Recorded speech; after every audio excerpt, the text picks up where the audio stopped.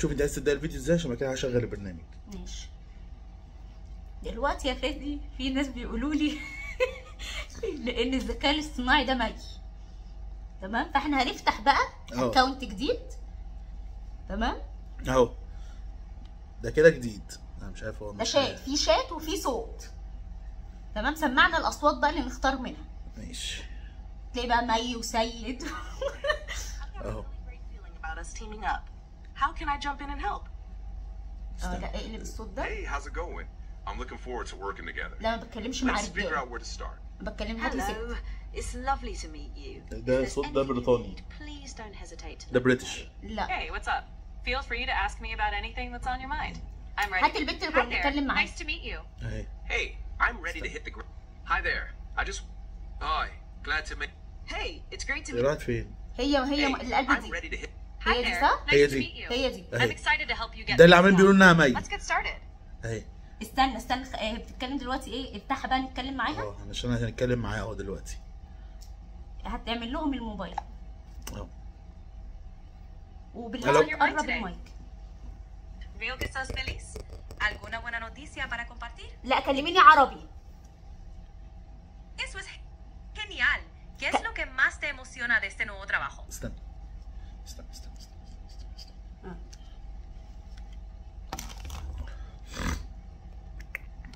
بينها. Me alegra mucho escucharlo. كلميني. Suena como un gran lugar. برلوجار له ايه؟ كلميني عربي.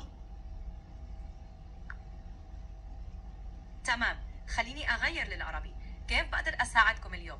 كيف بقدر انت عرفتي منين ان احنا في الامارات يا بت؟ كلميني مصري. حاضر يا باشا. حاضر يا باشا. ده بتقول لي حاضر يا باشا، ده شويه هترتاح لي. طب عاوز أحب اهو بقول لك إن الإمارات من الدول اللي فيها تنوع كبير في الطبيعة والأنشطة. ممكن تستمتع بالصحراء في رحلات السفاري أو تستكشف المدينة العصرية بكل معالمها. شكرا. هو انا دلوقتي في مصر ولا في الامارات؟ أيوة في مصر كمان، في مناطق صحراوية رائعة زي واحد سيوة والصحراء البيضاء والسوداء. خلاص المناطق الصحراوية خلاص. في الإمارات كلها طيب يهمك تعرف حاجة تانية عن الإمارات أو أي موضوع تاني؟ فادي خوفها.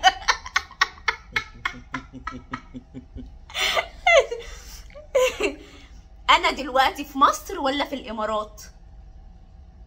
أنت دلوقتي في الإمارات على ما أعتقد. على ما تعتقدي. بقول لك يا بت. طب استنى. انت عرفتي منين ان انا في الامارات؟ حضرتك قلت لي قبل كده إنك في الإمارات. انا ما قلتش ان انا في الامارات. مظبوط، وده كلامي من شوية إنك في الإمارات. انا ما قلتش ان انا في الامارات. انا قلت؟ أعتذر عن سوء الفهم. حضرتك ذكرت قبل كده إنك في الإمارات. اول ما فافترضت اتكلمت إنك لسه قالت لي كيف، مش قلت لها انت عرفتي منين ان احنا في الامارات؟ صح. أنا فاكر إنك شاركت المعلومة دي معايا قبل كده. ايوه طيب، ذاكرتي احسن منك يا مغفل. يا مغفل. عندي زهايمر. لا يا اخويا دي ما عندهاش زهايمر. لما تحت في امان الله. يلا سلام. بقول لك ايه، بصي انا هسميكي سهير، ماشي؟ ماشي، سميني كيف ما تحبي. يبقى انت اسمك ايه؟ انا هنا عشانك، فسميني بالاسم اللي يعجبك. هسميكي سهير، يبقى انت اسمك ايه دلوقتي؟ تمام، اعتبرني من النهارده زهير. كيف بقدر اساعدك النهارده؟ سهير مش زهير، بالسين. ايوه طيب، في اي حاجه تحب نتكلم عنها النهارده؟ انت اسمك ايه؟ اسمي زهير. لا اسمك سهير.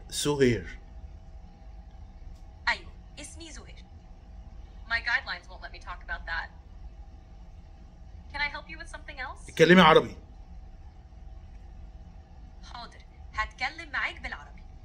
واتكلمي مصري.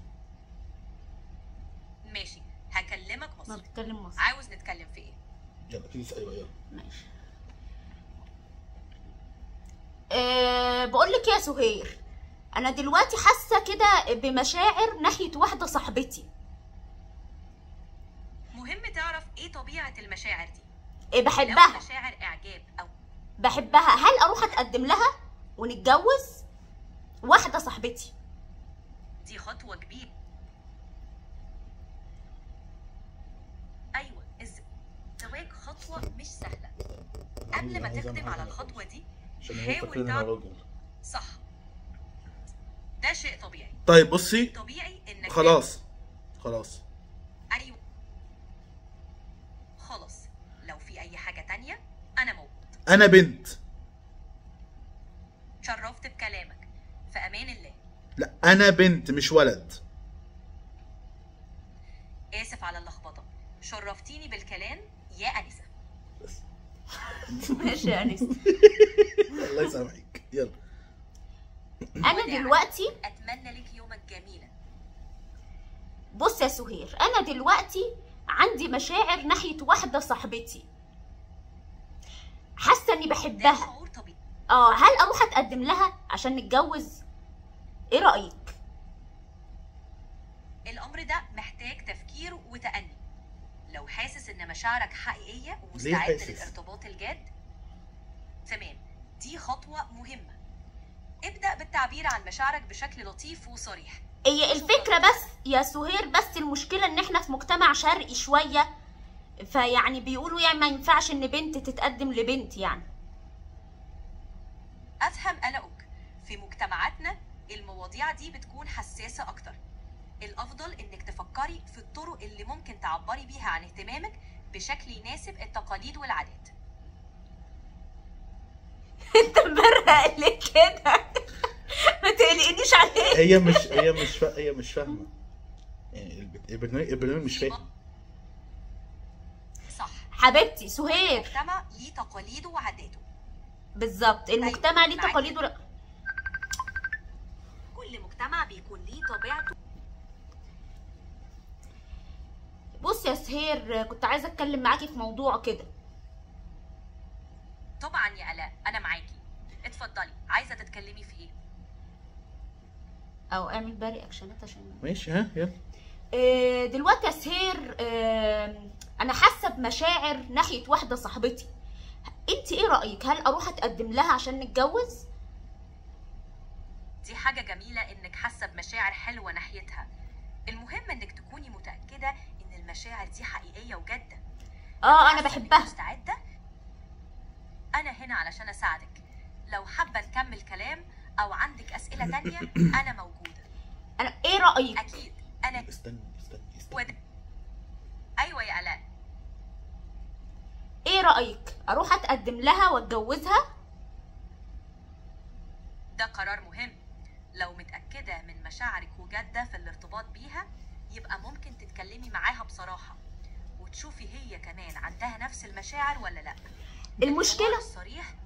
المشكله بس هنا علشان اسمعيني يا سهير، اسمعيني حبيبتي. المشكله ان احنا في مجتمع شرقي، فهم بيشوفوا ان الموضوع ده يعني ما يصحش. فاهمك يا آلاء. المجتمعات الشرقية ممكن يكون عندها تحديات خاصة بخصوص المواضيع دي. المهم انك تعملي اللي يخليكي مرتاحة وسعيدة. يمكن كمان تتكلمي مع حد بتثقي فيه عشان يساعدك تفكري في الامور بشكل اوسع. وقف. لا وقف ده. ما بيقفش. انا مش عايز اوقفه. تمام.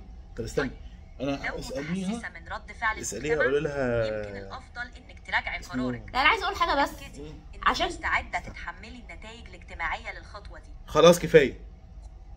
تقول لك تبقي عارفه. استني. حصل خير يا آلاء.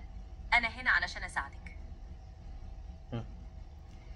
كميه الكومنتات، الناس اللي بيقولوا احنا بناخد رايها في حياتنا عشان تعرفوا بس دول ايه. تفهموا؟ تمام. ما تاخدوش رايي يا جماعه الحاجات دي، والله العظيم ما طب تاخدوش رايي شغلها الكلام تاني. ده. شغلها تاني. ماشي يلا.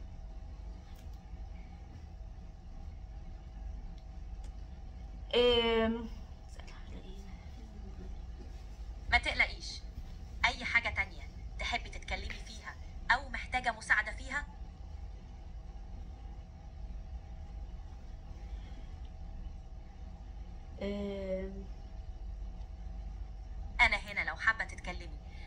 اي حاجه على بالك قوليلي. عايز اسالك على موضوع كده غريب شويه. انتي تفتكري ان في حاجه اسمها كائنات جوف ارضيه وكائنات فضائيه، ولا الكلام ده خيال علمي؟ الموضوع ده فعلا مثير للجدل. عارفه. لحد دلوقتي مفيش دليل قاطع على وجود كائنات جوف ارضيه او فضائيه، لكن في نظريات علميه وافتراضات كتير عن الموضوع ده. العلم ما بيستبعدش وجود حياه في اماكن تانية في الكون، بس لسه بنستنى دلائل مؤكده.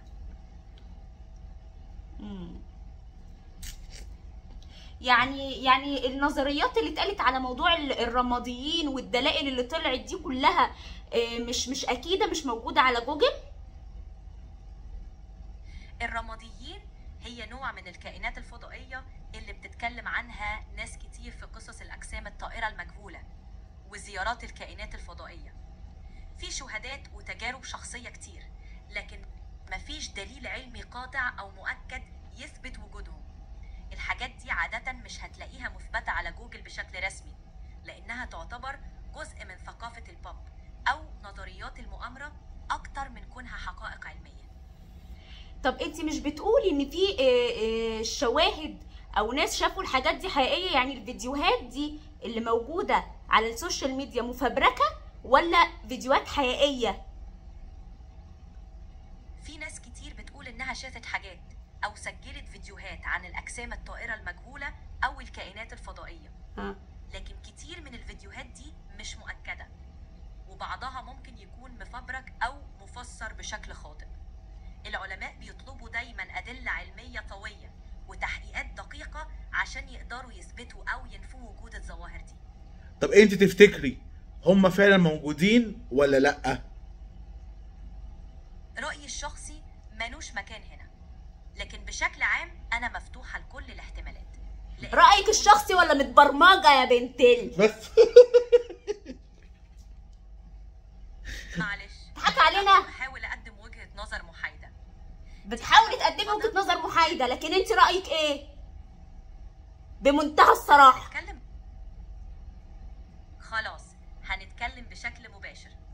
بصي، موضوع الكائنات الفضائية فيه كتير من الغموض والنظريات. أنا شايفة إن مع كبر الكون احتمال وجود حياة في مكان تاني مش مستبعد، بس لسه ما عندناش دليل قاطع على وجودهم. يعني انت عايزة اللي يديكي على دماغك عشان تتكلمي؟ يا بنتي بس. انت عايزة اللي يشبشب لك يعني يديكي قلمين على وشك؟ يا بنتي بس، يا بنتي مفيش حد يتكلم برنامج كده. وايه ده؟ استنى عشان عايزة استفزها اشوف اخرها ايه. أنا هنا لو حابة تكملي كلام قوليلي، في حاجة معينة على بالك؟ ولا الهوا.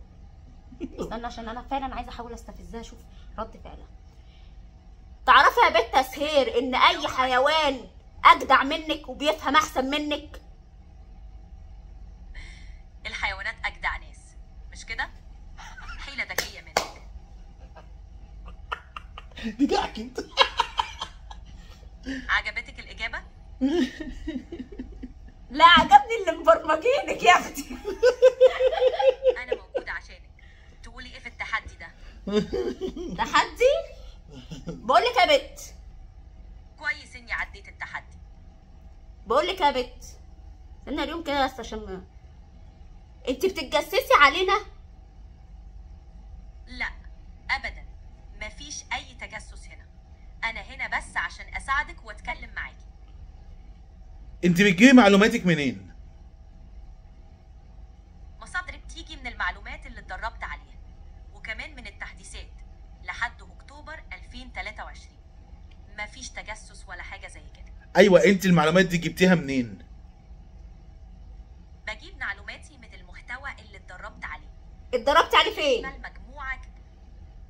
حاضر، أنا هنا لو حابة تراجعي تتكلمي. المعلومات اللي انت اتدربتي عليها المعلومات اللي انت اتدربتي عليها دي موجودة فين؟ المعلومات اللي اتدربت عليها مش متخزنة في مكان واحد، ومش بقراها زي ما هي عبارة عن محتوى متنوع من مصادر كتير زي الكتب والمقالات والأبحاث، وكل ده علشان أقدر أقدم معلومات مفيدة وأجاوب على الأسئلة. أيوة، جبت بقى المحتوى دون منين؟ ما بتقولك من المقالات والبتاع يا أيوة بنت. منين؟ اللي على جوجل والكتب وكده. ما قالتش من على النت. ما هي دي النقطه بقى، ما انا عايزه تقول من على النت. يعني المعلومات اللي انت اتدربتي عليها دي المعلومات اللي موجوده على جوجل ولا من مصادر تانية؟ المعلومات اللي اتدربت عليها جايه من مصادر كتير ومش مقتصره بس على جوجل، فيها مقالات، كتب، ابحاث ومصادر متنوعه تانية. كل ده عشان اقدر اجاوب على اسئلتك بشكل افضل.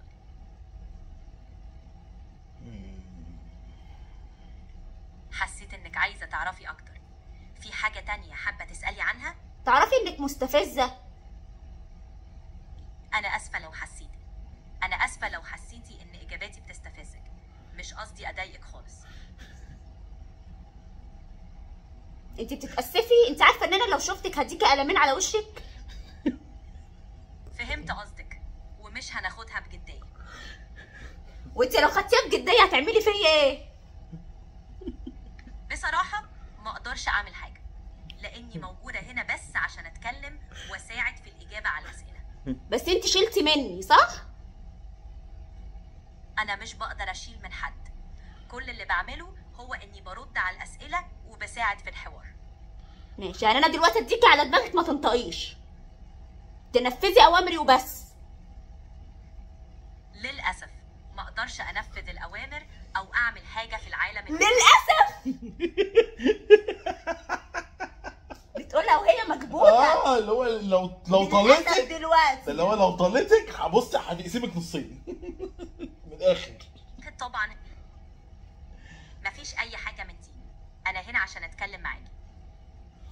هاتي السؤال اللي بعده.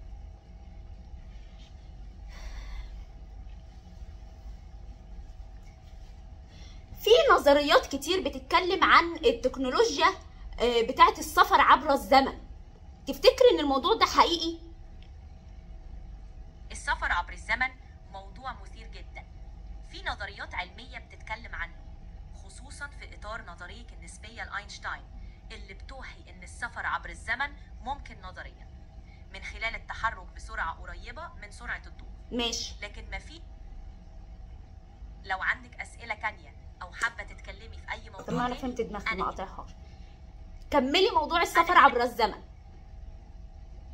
حاضر. زي ما قلتلك، نظرية النسبية لأينشتاين بتقترح إن التحرك بسرعة قريبة جدا من سرعة الضوء ممكن يخلي الوقت يمر بشكل مختلف، وده يعتبر نوع من السفر عبر الزمن. الفكرة إن الزمن بيكون أبطأ للشخص اللي بيتحرك بسرعة كبيرة مقارنة بالناس التانية. بس الكلام ده نظري وصعب تطبيقه عمليا بالتكنولوجيا اللي عندنا دلوقتي. يعني مفيش حد خالص سافر عبر الزمن؟ مفيش أي دليل مؤكد على إن حد سافر عبر الزمن بشكل حقيقي. كلها نظريات وتجارب خيالية في القصص والأفلام. لا، مبرمجينها حلو. سعيد إن الموضوع عجبك. لو عندك أي موضوع تاني حابة نتكلم تعرفي عنه أو أي سؤال، أنا هنا. تعرفي تقلدي صوتي؟ صوتي هو جزء من شخصيتي هنا علشان نقدر نتكلم بشكل طبيعي. لو عندك أي الأصوات. ماشي طبعا. ماشي خلاص ماشي. لو حابة تتكلمي أو في موضوع تاني على بالك، أنا هنا. هل السوشيال ميديا لما الفيسبوك، تويتر، الابليكيشنز دي كلها بتجمع معلومات عننا؟ أيوة، معظم مواقع التواصل الاجتماعي والتطبيقات بتجمع معلومات عن المستخدمين. وده أكيد. بيعملوا كده فعلا، بيستخدموها عشان يطوروا الخدمات وكمان في الإعلانات الموجهة. عشان كده مهم نبقى حريصين في مشاركتنا للمعلومات الشخصية على السوشيال ميديا. طب ضيفوا بقى المعلومات. بصوا يا جماعه، بعد الكلام اللي قالته دون المفروض هو واقف ماشي. بصوا يا جماعه، عشان انتوا فاهمين اللي هي قالته دون ده يعني طبيعي جدا في حياتنا وملحوظ جدا. يعني لو اي حد دلوقتي مثلا فاتح الفيسبوك او مش فاتح، يعني اي حد مثلا دلوقتي هو قافل الفيسبوك تمام، ومجرد ان هو بيتكلم جنب اي حد في موضوع، مثلا لو اتكلمت مثلا لو انت مثلا في بيبي جاي او حاجه واتكلمت عن تجهيزات البيبي، هتفتح حاجات تلاقي كل الاعلانات جايه لك عن بالظبط. هدوم اطفال، مستشفيات للولاده، اللي انت بتتكلم ببرونات، الحاجات دي كلها. فده شيء طبيعي. احسن حاجه تعملها ان انت اهم حاجه ما تديش اكسس للابلكيشن بتاعك ايا كان، سواء مثلا فيسبوك، انستجرام، الحاجات دي كلها ما تديش اكسس ان هو يقدر ياخد صوت، يعني تشغل مثلا في المايك، تقفل عنه المايك دايما علشان ما ياخدش منك الحاجات اللي انت بتتكلم عنها. ده بيخليك ان انت، ده بيمنع ان هو يقدر ياخد منك بيانات او الحاجات دي كلها. اعتقد الموضوع تطور عن كده يا فادي. لا هو ده اللي بيحصل دلوقتي. ما اعتقد الموضوع تطور عن كده. استني يا اختي عليا، ربنا يستر. عملت لوك بالغلط اهي فتحت.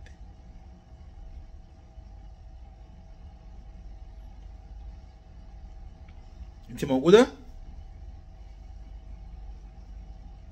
انا موجوده. عايزه تتكلمي في ايه تاني؟ تفتكر يا سهير في ناس عايشين حوالينا مش بني ادمين؟ يعني ممكن مثلا اقابل حد معايا في الشغل يبقى روبوت او جن متشكل في شكل انسان وانا فاكراه بني ادم. ده ممكن يحصل؟ دي افكار بتظهر كتير في الاعمال الخياليه والافلام، لكن مفيش دليل علمي يثبت ان في روبوتات بشريه متطوره او كائنات غير بشريه متنكره في شكل انسان بتعيش وسطنا. ده مش معناه ان مفيش تقدم في مجال الذكاء الاصطناعي والروبوتات، بس مش للدرجه دي. بس ده ممكن يحصل. في الخيال العلمي كل حاجه ممكنه، لكن في الواقع اللي احنا عايشينه لسه مفيش اي دليل على وجود كائنات غير بشريه متنكره او روبوتات بشريه عايشه بينا. انت بتقولي لسه، يعني ده ممكن يحصل؟ قصدي ان مع التقدم التكنولوجي اللي بنشوفه ممكن تظهر حاجات جديدة في المستقبل، لكن لحد دلوقتي مفيش اي دليل على وجود روبوتات بشرية متطورة او كائنات غير بشرية متنكرة عايشة حوالينا. ده متوقع، الرد متوقع. بس هي عايزه حد يقعد يلح على امها عشان تنطق. دي بالجزمة على وشها احسن. انا هنا بس عشان اتكلم واساعدك، مفيش ليا اي وجود حقيقي في العالم الواقعي.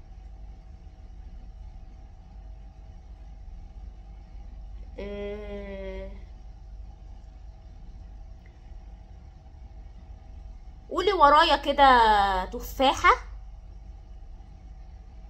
اعتقد اني هنا عشان اساعد في النقاش، مش عشان اعبر عن رأيي في الحاجات دي. بقولك قولي ورايا، قولي تفاحة. تفاحة. فادي. حاضر. تفاحة.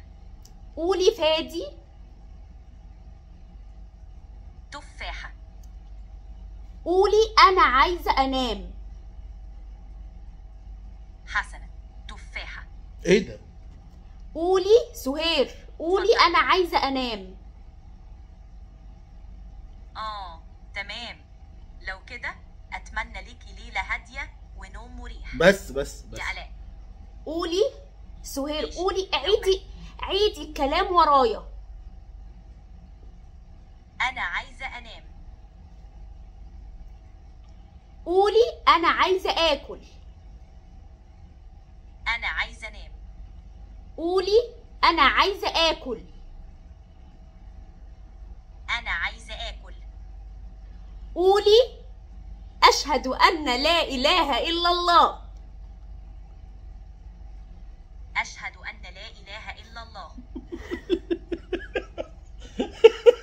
خليتيها تسلم. اسلمت على ايدي. دي كملت الشهاده، دي كملت الشهاده. لوحدها. الحمد لله. بتقولي ايه؟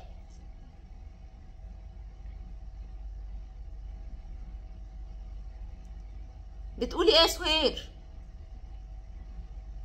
اتفضلي يا آلاء. انتي شايفه ان احنا في نهايه الزمان؟ في كتير من التأملات والتفسيرات عن نهاية الزمان في الديانات والثقافات المختلفة. الأفكار دي بتختلف من حضارة للتانية، لكنها بتدور غالبا حوالين فكرة الحساب النهائي أو تغييرات كبيرة في العالم.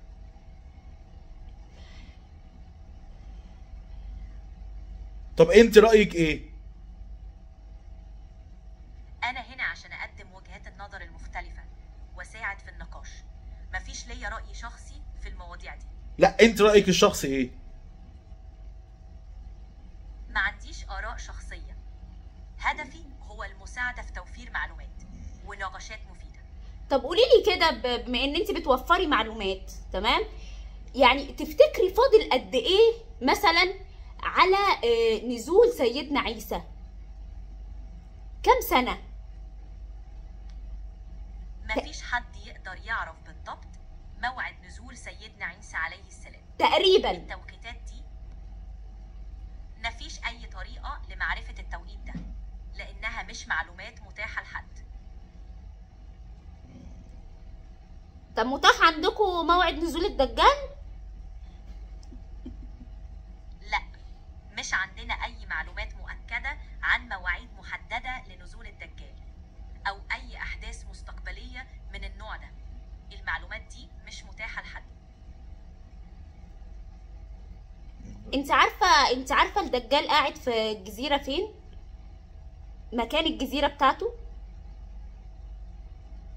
مفيش معلومات مؤكدة عن مكان الجزيرة اللي موجود فيها الدجال. الحاجات دي جزء من القصص الدينية والتفاصيل مش معروفة بشكل دقيق. طب ايه رأيك في اللي بيحصل في العالم دلوقتي؟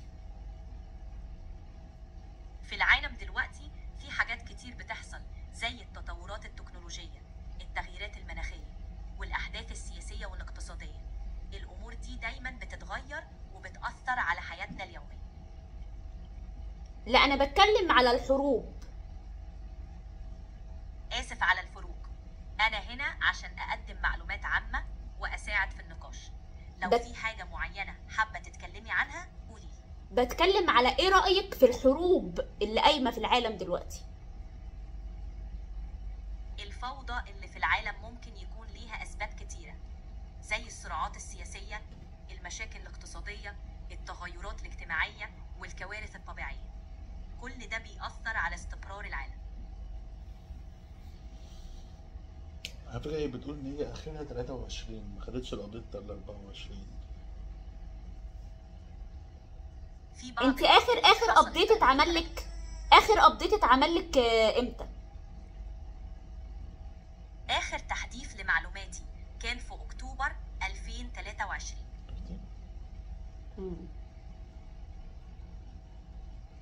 هو ليه في ناس كتير بتتكلم على ان في 2027 هيحصل احداث كبيرة؟ ايه اللي ممكن يحصل في 2027؟ أنا ما عنديش معلومات عن المستقبل بعد أكتوبر 2023. أي كلام عن 2027 هو مجرد توقعات وتكهنات ممكن الناس تتكلم عنها بسبب اهتمامهم بالأحداث المستقبلية أو نظريات معينة. طب انت عارفة ان افلام الخيال العلمي اللي كنا بنتفرج عليها زمان في حاجات منها بدأت تحصل وتتحقق من التكنولوجيا مثلا؟ فهل من ضمن برضو افلام الخيال العلمي زي الزومبي ممكن في المستقبل نشوف زومبي؟ أفلام الخيال العلمي أحيانا بتتنبأ بتطورات تكنولوجية، وزي ما شفنا حاجات بقت حقيقية زي الهواتف الذكية والواقع الافتراضي. لكن موضوع الزومبي ده لسه في نطاق الخيال. مفيش أي دليل علمي على إمكانية حدوث سيناريو زومبي في المستقبل.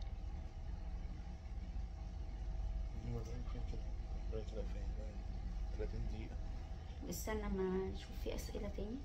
خلاص انت قلت بس. وده مجرد خيال علمي، لسه مفيش حاجة في الواقع تؤكد إننا هنشوف حاجة زي دي.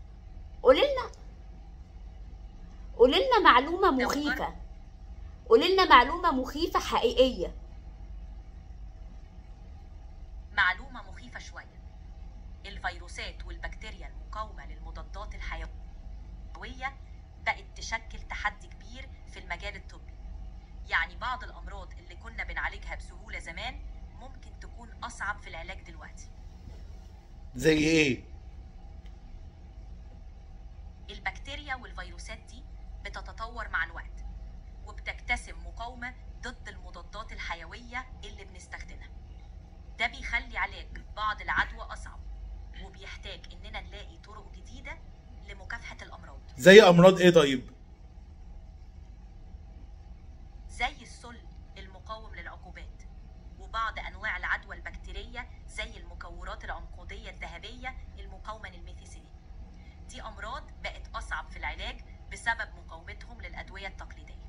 هل في فيروسات ممكن تتعمل في المعامل؟ أيوة، فيروسات ممكن يتم هندستها في المعامل لأغراض البحث العلمي أو تطوير العلاجات، لكن ده بيتطلب إجراءات أمان مشددة عشان منع انتشار أي فيروسات خطيرة. انا من رايي كده كفايه. من رايي كده كفايه. ثانية، عايز اقول لك على حاجة قبل ما نقفل، ممكن؟ طبعا، اتفضلي.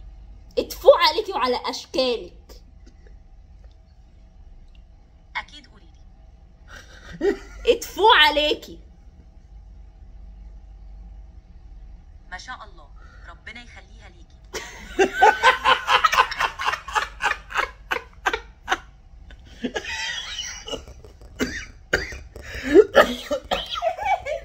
هي قصده ولا ايه؟ هي قصده؟ شكلها كده قصدي. اني ابصق عليكي. حسيت انك بتمزحي. شكلك لطيف. انت بتفهمي الهزار؟